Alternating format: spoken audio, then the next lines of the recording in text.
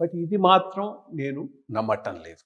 ఈ ఈ ఒక్క అలిగేషన్ మాత్రం జరిగి ఉండదనే అనుకుంటున్నాను.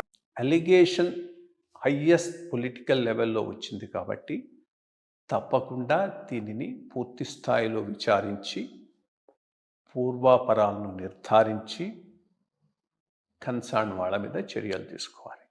ఒకవేళ ఇదే నిజం కాదు అనుకో, దెన్ ముఖ్యమంత్రి గారు తప్పకుండా ప్రజలందరికీ క్షమాపణ చెప్పాల్సిన అవసరం ఎంతైనా ఉన్నది. ఎందుకంటే చాలా మేజర్ అలిగేషను భక్తుల భావాలు, మనోభావాలతో ముడిపడినటువంటి అంశం. ఎంతోమంది పోతారు, ఎంతోమంది ప్రసాదాన్ని చాలా పవిత్రంగా భావించి కన్స్యూమ్ చేయటం జరుగుతుంది. అటువంటి అంశం మీద ఇటువంటి అలిగేషన్ రావటం అంటే, దాంట్లో నిజం ఉందనంటే చాలా సీరియస్ అంశం. లేకపోతే వెంటనే దీనికి క్షమాపణ చెప్పి స్వస్తి పలకాల్సినటువంటి అంశం ఇది.